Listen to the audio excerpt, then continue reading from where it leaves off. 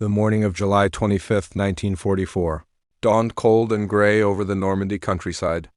American tank commander Lieutenant James McPherson sat in his M4 Sherman, hands trembling as he gripped the controls.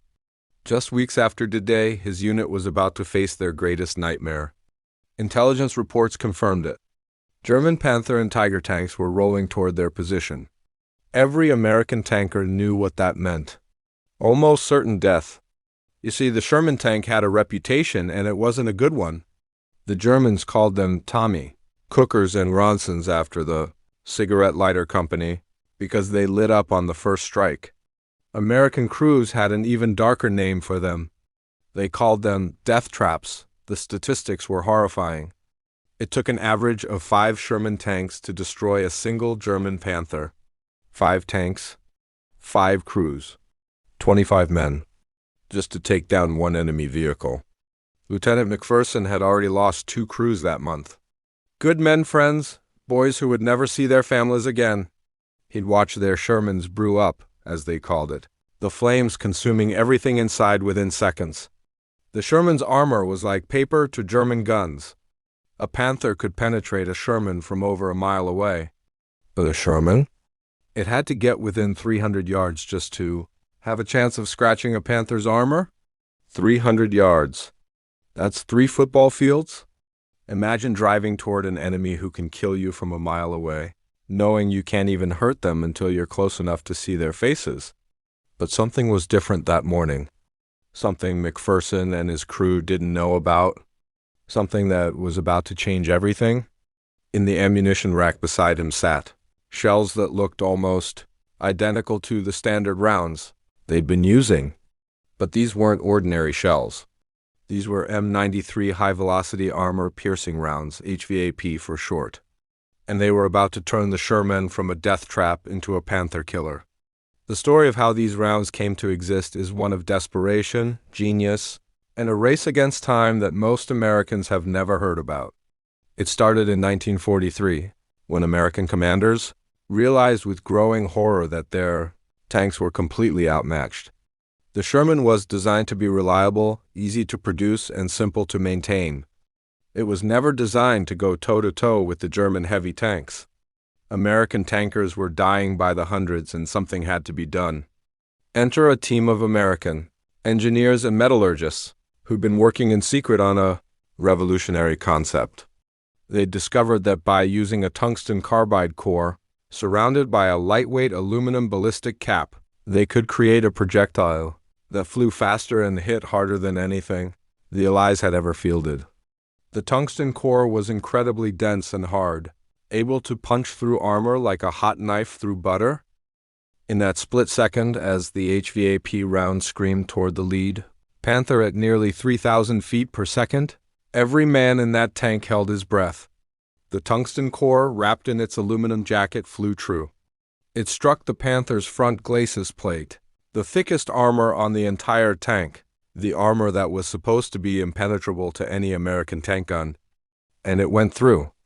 Clean through. The round penetrated 80 millimeters of sloped armor like it wasn't even there, and then all hell broke loose inside the Panther.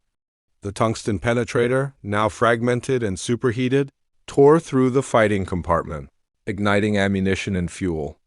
The Panther didn't just stop, it exploded. The turret separated from the hull, lifting 10 feet into the air before crashing back down. The other 2 Panthers immediately pivoted, trying to locate their attacker. But McPherson's crew was already loading another HVAP round. "Target, left Panther," McPherson called. Rodriguez traversed the turret smoothly. Identified, "Fire!" Another perfect shot. This one struck the Panther's turret ring, the junction between the turret and the hull. The tungsten core shattered the ring and jammed the turret, leaving the Panther unable to rotate its gun. The crew began bailing out, knowing their tank was finished. The 3rd Panther finally spotted them and fired. The German rounds screamed past McPherson's Sherman, missing by inches. But before the Panther could reload, 2 other Shermans from McPherson's platoon opened fire with their VAP rounds. Both rounds hit within a second of each other. The Panther shuddered, smoke pouring from its engine compartment, and ground to a halt. 3 Panthers, destroyed or disabled in less than 2 minutes. McPherson sat in stunned silence, unable to process what had just happened. For the first time since landing in France, his Sherman had won a tank duel against German heavy armor. Not by hiding and flanking, not by sacrificing other tanks for position, but by meeting them head-on and winning. Rodriguez let out a whoop of joy. The loader was crying. The driver just kept saying, "We're alive." We're actually alive, but the celebration was short-lived. McPherson looked at his ammunition rack. They'd used 3 of their 12 HVAP rounds. 9 left, and the war was far from over. That's when the reality of the situation hit him. These rounds were a game-changer, but there weren't enough of them. Not nearly enough. Word of the HVAP's effectiveness spread through the American tank corps like wildfire. Suddenly, every tank commander wanted them, needed them. But production couldn't keep up with demand. The tungsten shortage meant that HVAP rounds were rationed more strictly than almost any other ammunition in the American arsenal. Tank commanders began hoarding them, hiding crates from supply officers, trading cigarettes and liquor for extra rounds. McPherson heard stories of units going into combat with only 6 HVAP rounds per tank. 6 chances to survive against an enemy that seemed to have unlimited heavy armor. The psychological impact was enormous. For months, American tankers had felt helpless against Panthers and Tigers. They'd developed tactics based on the assumption that they couldn't win a straight fight, ambush, flank attack in numbers, accept casualties. Now, with HVAP rounds, they had a fighting chance. But the scarcity of the rounds created a terrible dilemma. Do you fire your HVAP at the first Panther you see, knowing you might face 3 more later with only standard ammunition? Or do you hold them in reserve and risk being destroyed while waiting for a better opportunity? It was a gamble that cost lives. McPherson heard about a tank commander in 3rd Army who held his HVAP rounds during an engagement waiting for a better shot. His Sherman was knocked out by the Panther he'd hesitated to engage. The commander survived, but his loader and bow gunner didn't. He was found that night, sitting beside his destroyed tank, holding an unfired HVAP round in his hands, sobbing. The German panzer crews began to notice something was wrong. Their Panthers, which had been nearly invulnerable to American fire, were suddenly being destroyed at ranges that shouldn't have been possible. German after-action reports from late 1944 showed increasing confusion and concern. One captured Panther commander reported that his tank had been penetrated from the front at 600 meters. Impossible, the German intelligence officer had written in the margin of the report. But it wasn't impossible. It was tungsten. The Battle of Aricourt in September 1944 became the proving ground for HVAP ammunition. American tank battalions, equipped with the new rounds, engaged elements of the 5th Panzer Army in a series of running battles across the rolling terrain of eastern France. The Americans were outnumbered, facing Panthers and Panther-Killers, the latter being even more heavily armored than the standard Panther. But they had HVAP over the course of 10 days.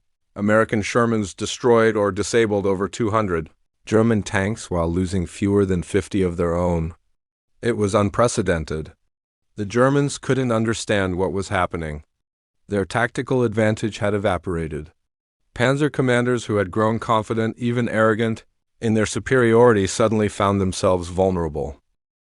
The psychological tables had turned. Now it was the German crews who felt the fear that American tankers had lived with for so long. But here's what makes this story truly remarkable. The HVAP rounds weren't a secret superweapon developed in isolation. They were a response to American ingenuity meeting desperate necessity. The engineers who developed them had worked around the clock, testing hundreds of designs, trying different core materials, different shapes, different velocities. They'd failed more times than they succeeded. Prototypes had shattered in the gun barrel. Others had tumbled in flight and missed by miles. Some had penetrated armor but failed to cause damage inside the tank. Every failure meant more American boys would die in tanks that couldn't protect them. The pressure was immense, but they kept trying. They kept testing. They kept failing and learning and trying again. And finally they got it right. The M93 HVAP round represented the peak of American wartime. Metallurgy and ballistics research. The tungsten core had to be manufactured to tolerances of thousandths of an inch. Too large and it would jam in the barrel. Too small and it would tumble. The aluminum jacket had to be perfectly balanced to stabilize the round in flight while breaking away on impact to allow the tungsten to do its work. Every round was essentially a precision instrument, manufactured in factories by workers who would never see the results of their labor, never know whose life they might save. Lieutenant McPherson survived the war. He went on to fight through France, across the Rhine, and into Germany itself. He used his last HVAP round on April 14, 1945, destroying a Panther that was covering a German infantry retreat. By then, the Panther crews had lost their will to fight. They knew their armor advantage was gone. Many surrendered rather than face Shermans they could no longer dominate. After the war, McPherson kept one thing from his service. Not a medal, not a piece of his tank, but a single spent casing from an HVAP round. The one that saved his life that July morning in 1944. He kept it on his desk for the rest of his life, a reminder of the day the underdog bit back. The M93 HVAP round remained classified for years after the war. The metallurgy and design principles were considered too valuable to share. Even today, many historians overlook or underestimate the impact these rounds had on armored warfare in the final year of World War II. But for the men who fought in Shermans, who lived with the terror of facing superior German armor, HVAP rounds were nothing short of miraculous. They transformed the Sherman from a mobile coffin into a weapon that could stand and fight. They gave American tankers hope where there had been only fear. They saved thousands of lives that would have been lost in the brutal mathematics of 5-to-1 odds. And perhaps most importantly, they represent something fundamentally American. When faced with a problem, with an enemy that seemed unbeatable, American engineers and industry didn't accept defeat. They innovated. They adapted. They found a way to turn weakness into strength. The Sherman would never be as heavily armored as a Panther, never as feared as a Tiger, but with HVAP rounds in its ammunition rack, it didn't have to be. It just had to be good enough to bring its crew home alive. And for Lieutenant James McPherson and thousands of tankers like him, that made all the difference in the world.